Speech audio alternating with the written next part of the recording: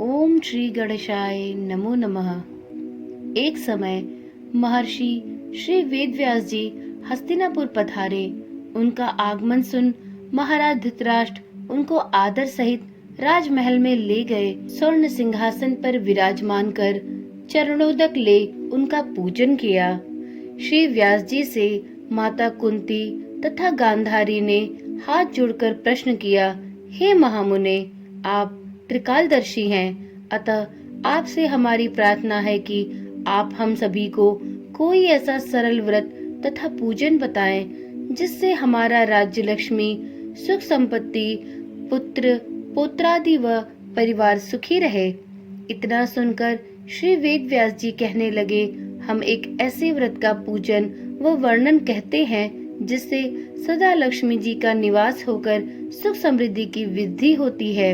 यह श्री महालक्ष्मी जी का व्रत है जिसे प्रतिवर्ष आश्विन कृष्ण अष्टमी को विधिवत रूप से किया जाता है। हे महामुने, इस व्रत की विधि हमें विस्तार पूर्वक बताने की कृपा करें। तब व्यास जी बोले, हे देवी, यह व्रत भाद्रपद शुक्ल अष्टमी से प्रारंभ किया जाता है। इस दिन स्नान करके 16 सूत की धागों का डोरा बनाएं, उसमें 16 गांठ लगाएं, हल्दी से पीला करें। प्रतिदिन 16 दूब व 16 गेहूं डोरे को चढ़ाएं। अश्विन अर्थात क्वार में कृष्ण अष्टमी के दिन उपवास रखकर मिट्टी के हाथी पर श्री महालक्ष्मी जी की प्रतिमा स्थापित करके विधिवत पूजन करें। इस प्रकार श्रद्धा भक्ति सहित महालक्ष्मी जी का व्रत पूजन करने से आप लोगों की राजलक्ष्मी में सदा ही वृद्धि होगी। इस प्रकार व्रत का विधान बताकर श्री वेदव्यास जी अपने आश्रम को प्रस्थान कर गए। इधर समयानुसार भाद्रपद शुक्ल अष्टमी से गांधारी तथा कुंती अपने अपने महलों में नगर की स्त्रियों सहित व्रत का आरंभ करने लगी। इस प्रकार 15 दिन बीत गए। 16वें दिन आश्विन कृष्ण अष्टमी के दिन गांधारी ने नगर की सभी प्रतिष्ठित महिलाओं को पूजन के लिए अपने महल में बुलवा लिया। माता कुंती के यहाँ कोई भी महिला पूजन के लिए नहीं आई। साथ ही माता कुंती को भी गांधारी ने नहीं बुलाया। ऐसा करने से माता कुंती ने अपना बड़ा अपमान समझा। उन्होंने पूजन की कोई तैयारी नहीं की एवं उदास होकर बैठ गई। जब पांचों पांडव युधिष्ठिर, अर्जुन, भीम, नकुल और सहदेव महल में आए तो कुंती को उदास देखकर पूछा, हे माता, आप इस प्रकार उदास क्यों बैठी हैं? आपने पूजन की तैयारी क्यों नहीं की? तब माता कुंती ने कहा, हे पुत्र, आज महालक्ष्मी के व्रत का उत्सव गांधारी के महल में मनाया जा रहा है। उन्होंने नगर की समस्त महिलाओं को अपने महल में बुला लिया और उसके 100 पुत्रों ने मिट्टी का एक विशाल हाथी बनाया, जिस कारण सभी महिलाएं उस बड़े हाथी का पूजन करने के लिए गांधारी के महल में चली गईं, लेकिन मेरे यहाँ नहीं आई। यह सुनकर अर्जुन ने कहा, हे माता, आप पूजन की तैयारी करें और नगर में बुलावा लगवा दें। हमारे यहाँ स्वर्ग के इरावत हाथी का पूजन होगा। इधर माता कुंती ने नगर में ढिंडोरा पिटवा दिया और पूजा की विशाल तैयारी होने लगी। उधर अर्जुन ने बाण के द्वारा स्वर्ग से इरावत हाथी को बुला लिया। इधर सारे नगर में शोर मच गया कि कुंती के महल में स्वर्ग से इंद्र का इरावत हाथी पृथ्वी पर उतारकर पूजा जाएगा। समाचार को सुनकर नगर के सभी नर नारी, बालक एवं वृद्धों की भीड़ कुंती के घर एकत्र होने लगी। उधर गांधारी के महल में हलचल मच गया।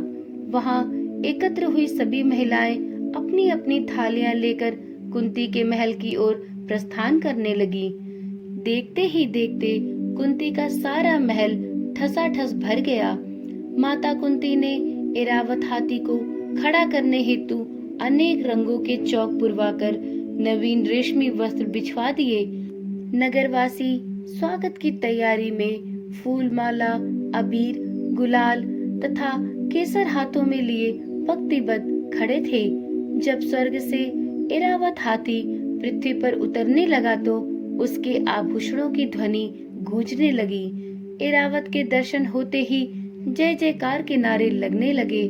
सायंकाल के समय इंद्र का भेजा हुआ हाथी एरावत माता कुंती के भवन के चौक में उतर आया। तब सब नर नारियों ने पुष्पमाला, अबीर, गुलाल, केसर आदि सुगंधित पदार्थ चढ़ाकर उसका स्वागत किया। राज्य पुरोहित द्वारा एरावत पर महालक्ष्मी जी की मूर्ति स्थापित करके वेद मंत्रोच्चारण द्वारा पूजन किया गया। नगरवासियों ने भी महालक्ष्मी पूजन किया। फिर अनेक प्रकार के पकवान लेकर एरावत को खिलाए और यमुना का जल उसे पिलाया गया। राज्य पुरोहित द्वारा स्वस्ति वाचन करके महिलाओं द्वारा महालक्ष्मी का पूजन कराया गया। 16 गांठों वाला डोरा लक्ष्मी जी को चढ़ाकर अपने अपने हाथों में बांध लिया गया। ब्राह्मणों को भोजन कराने के पश्चात उन्हें दक्षिणा के रूप में स्वर्ण आभूषण, वस्त्र आदि दिए गए। तत्पश्चात महिलाओं ने मिलकर मधुर संगीत लहरियों के साथ भजन कीर्तन कर संपूर्ण रात्रि महालक्ष्मी व्रत का जागरण किया। दूसरे दिन प्रातः राज्य पुरोहित द्वारा वेद मंत्रोच्चार के साथ जलाशय में महालक्ष्मी जी की मूर्ति का विसर्जन किया गया। फिर एरावत को विदा कर इंद्रलोक में भेज दिया गया। इस प्रकार जो स्त्रियां श्री महालक्ष्मी जी का विधि पूर्वक व्रत एवं पूजन करती हैं, उनके घर धन धान्य से पूर्ण रहते हैं तथा उनके घर में महालक्ष्मी जी का सदा ही वास रहता है। इस हेतु महालक्ष्मी जी की यह स्तुति अवश्य बोले। महालक्ष्मी नमस्तुभ्यं नमस्तुभ्यं सुरेश्वरी, हरि प्रिये नमस्तुभ्यं नमस्तुभ्यं दयानिधे। एक बार प्रेम से बोलिए, महालक्ष्मी जी की सदा ही जय हो। श्री विष्णु भगवान की सदा ही जय हो। महालक्ष्मी व्रत करके जैसे माँ लक्ष्मी ने कुंती के घर को धन ऐश्वर्य से भर दिया, वैसे माँ लक्ष्मी सारी स्त्रियों पर कृपा करे, सबके घर को धन धान्य से पूर्ण करे, सबकी आयु और यश में वृद्धि करे। इसी मनोकामना के साथ इस वीडियो को यहीं पर समाप्त करती हूँ। फिर मिलेंगे एक नई वीडियो के साथ। तब तक के लिए ओम नमः शिवाय।